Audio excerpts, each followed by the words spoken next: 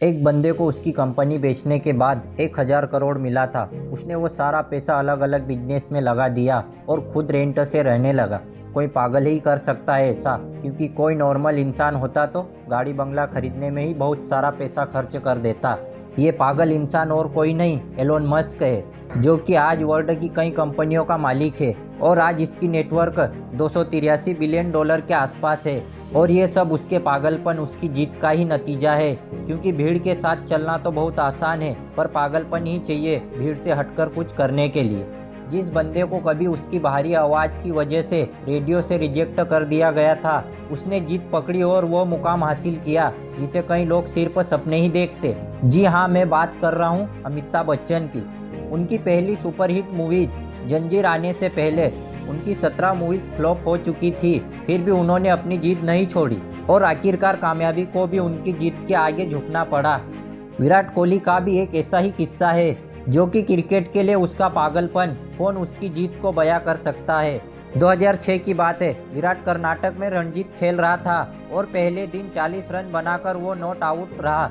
शाम को उनके घर से खबर आई कि उनके पापा की डेथ हो गई है। सबने एक्सपेक्ट किया कि विराट तुरंत घर के लिए निकलेगा।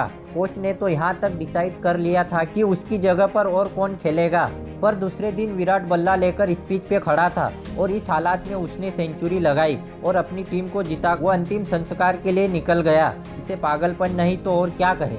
लाखों लोगों में से किसी एक के पास ही ऐसी जीत, ऐसा पागलपन होता है और वही कुछ हटके कर जाता है।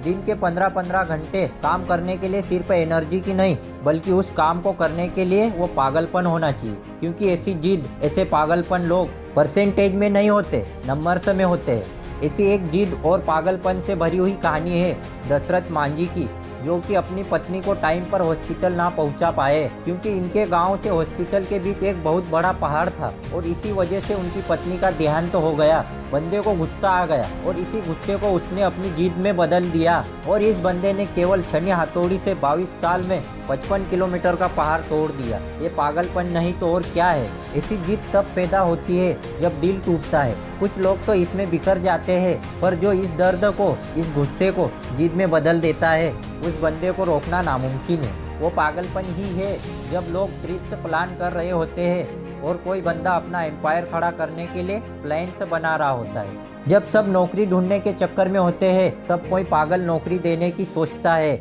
और ऐसे ही पागल आगे जाके बिल गेट्स, स्टीव जॉब्स बनते हैं। ये पागल सक्सेस के लिए हमेशा भूखे होते हैं, ये कभी सेटिस्फाई नहीं होते हैं। यही पागल, यही जिद, ये ना तो इन्हें सोने देती है और ना ही रुकने देती है। एक जिद्दी इंसान कभी भी शांत नहीं बैठेगा। 1000 बार फेल होगा वो, पर उसकी जिद, उसका पागलपन उसे एक और बार ट्राई करने पर मजबूर करेगा और ये तब तक मजबूर करेगा जब तक सफलता उसके सामने घुटने ना टेक दे। और यही पागल इंसान, यही जिद्दी इंसान एक दिन इतिहास बना देता है। यकीन नहीं आता है तो हिस्ट्री उठाकर देख लो। ऐसा कौन बंदा 1000 बार फेल होने के बाद भी कोशिश करना नहीं छोड़ता। कोई पागल ही है ना। और उसी कारण ये पागल जिद्दी इंसान एक दिन दुनिया को रोशन कर देता है। जी हाँ, मैं बात कर रहा हूँ थॉमस अल्वा एडिसन की। 65 साल का एक बंदा, जिसे ऑलरेडी 1000 बार रिजेक्ट कर दिया गया था, फिर भी उसने अपनी जिद नहीं छोड़ी और उसने फिर KFC जैसी की चेन खड़ी कर दी। जिस बंदे को अंग्रेजों ने उनके होटल में नहीं आने दिया, उस बंदे ने जीत की और दुनिया का सबसे बड़ा होटल ताज बना दिया।